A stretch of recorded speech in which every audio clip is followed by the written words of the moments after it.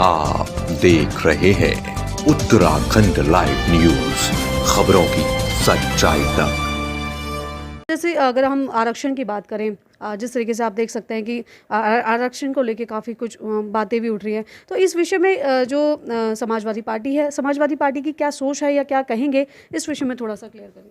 देखिए, समाजवादी पार्टी हमेशा सामाजिक न्याय की पक्षधर रही है और सामाजिक न्याय का मतलब है कि जो गरीब हैं, पिछड़े हैं, दलित हैं, उनको जो संवैधानिक व्यवस्था आरक्षण की है वो पूरी कड़ाई से लागू की जाए।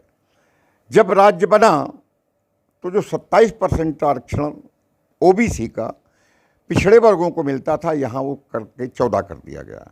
वो भी जब समाजवादी पार्टी ने बहुत बड़ा आंदोलन किया, मुख्यमंत्री नित्यानंद स्वामी जी थे प्रथम मुख्यमंत्री, उन्होंने कहा 14% आरक्षण रहेगा और रैपिड सर्वे कराया। उन्होंने कहा कि 14% ही पॉपुलेशन है, तो इस वजह से रैपिड सर्वे में हम 14% रखेंगे। लेकिन उसके बाद गोरखाली समाज के लोग इसमें जोड़े गए, हमने उनका स्वागत किया। हमारे बहुगुणा जी जब मुख्यमंत्री हुए, उन्होंने उत्तरकाशी और टेहरी के कुछ स्थान जो हैं इसमें जोड़ दिए गए क्षेत्रीय आधार पर। उसके बाद जब हरीश रावत जी मुख्यमंत्री बने तो उन्होंने पिथौरागढ़ के कई इलाके ओबीसी में शामिल कर दिए क्षेत्रीय आधार पर। तो अब जो ओबीसी का पॉपुलेशन है वो लगभग 36-38% हो गया है। तो अगर उनका कहना है कि अगर पॉपुलेशन के हिसाब से तो 36% के लिए क्वालिफाई करता है ओबीसी यहाँ का, उत्तराखंड का। लेकिन हम तो कहते हैं आप 36 न दीजिए, आप 27% जो केंद्र में मिलता है, जो मंडल आयोग ने कहा था, जो सुप्रीम कोर्ट ने सही माना था, वही आप दे दीजिए, 27% आरक्षण दीजिए।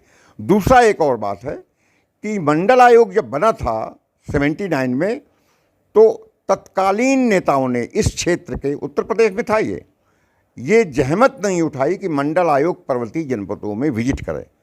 अगर पर्वतीय जनपदों में मंडल आयोग गया होता तो यहाँ की 75% जातियाँ, यहाँ पर 21% तो शेड्यूल कास्ट हैं, 4% शेड्यूल ट्राइब हैं, और उसके बाद जो 75% जातियाँ बचीं, उन 75% जातियों में 65% ओबीसी के कैटेगरी में आ जाते।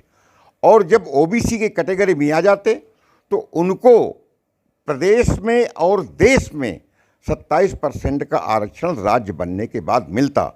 आज जो क्षेत्रीय आधार पर आरक्षण डिक्लेयर किया गया है, जो उत्तरकाशी, टेहरी और पिथौरागढ़ के लोगों को दिया गया है, वो केवल राज्य में मिल रहा है, केंद्र में नहीं मिल रहा है।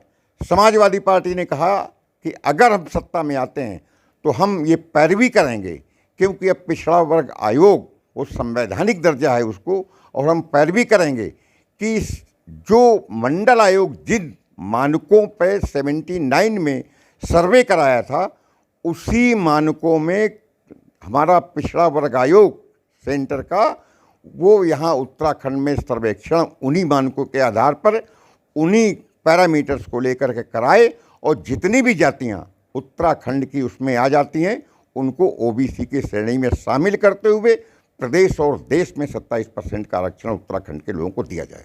सर, अगर जैसे अभी हम आरक्षण की बात कर रहे थे, तो एक चीज़ और है जो समस्या सर देखने को मिल रही है कि इस समय पे क्या हो रहा है कि जो जनता है, जनता में बहुत से लोग ऐसे हैं जो एससी कैटेगरी के या ओबीसी कैटेगरी के हैं, और उनके जो रहते हुए उनको 60 साल हो चुका है, 70 साल हो चुका है, वो अगर कोई गवर्नमेंट जॉब में नहीं है, कोई लेबर क्लास लोग हैं, कुछ हैं, तो अगर हम देखें तो जिनको नीड है, जो ज़रूरत है उनको कि उनका जाति प्रमाण पत्र बनना चाहिए, सरकार को उनको देना चाहिए, पर कुछ ऐसी सर रूल्स ऐसे लगा दिए जा रहे हैं कि वो लोग इस चीज़ से बिल्कुल वंचित हैं और उन लोगों को इस चीज़ का लाभ नहीं मिल पा रहा है। बहुत से ऐसे लोग सर लाभ ले रहे हैं जिनको इन चीज़ों की लाभ की ज़रूरत नहीं है। इस विषय में समाजवादी पार्टी का क्या कहना है? देखिए, समाजवादी पार्टी का बिल्कुल स्पष्ट मत है कि राज्य बनने की तिथि से, ये संवैधानिक व्यवस्था है, सुप्रीम कोर्ट का निर्णय है कि राज्य बनने की तिथि से जो भी यहाँ पर रह रहा है उसको जाति प्रमाण पत्र, निवास प्रमाण पत्र मिले। और यहाँ क्या किया जा रहा है, क्योंकि संविधान में लिखा हुआ है कि 15 साल जिसको रहते हुए हो जाएं उसको प्रमाण पत्र दिया जाए। उसमें के तो 1985 से जो रह रहा है उसको जाति प्रमाण पत्र देने की बात कर रहे हैं ये। और अल्टीमेटली ये इसके साथ साथ कहते हैं कि राजस्व रिकॉर्ड में नाम हो। अगर मान लीजिए किसी के किराए में रह रहा है और यहाँ 2 पीढ़ियों से रह रहा है तो उसको जाति प्रमाण पत्र नहीं दिया जा रहा है। बहुत से ऐसे। दूसरा, उसमें जो संविधान में प्रक्रिया है, जो प्राविधान है कि जिस प्रांत में रहते हुए 15 साल हो गए उसको जाति प्रमाण पत्र, निवास प्रमाण पत्र पाने के लिए वो हकदार है। यहाँ पर यहाँ के अधिकारी गलत तरीके से इंटरप्रेट इसमें। और सर एक चीज़ और है ना कि जिस तरीके से अगर हम बात करते हैं 15 साल, ये चलिए ठीक है, 1985 की मैं अगर बात करूं तो देहरादून ठीक है एजुकेशन में अब जाके धीरे धीरे बढ़ रहा है, ठीक है, क्योंकि राजनीति जो हमारी राजधानी बनी है उसके बाद इतना ज़्यादा अवेयर हो रहा है। बट अगर हम 1985 की अगर बात करते तो सर उस समय पर लोग इतना ज़्यादा एजुकेटेड नहीं थे, क्योंकि तभी आज ये समस्या आ रही है। क्योंकि अगर वो वेल एजुकेटेड होते तो मे भी शायद इस चीज़ के लिए परेशानी ना होती उनको। आज ये परेशानी हो रही है क्योंकि जनता के हित के बारे में सरकार को सोच के चलना चाहिए। क्या आपको क्या लगता है, सरकार को सोचना चाहिए या नहीं? देखिए, सरकार बिल्कुल नहीं सोच रही है।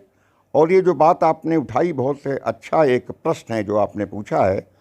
अब इसी प्रकरण को देहरादून में 1985 में क्या स्थिति थी और पहाड़ में क्या थी।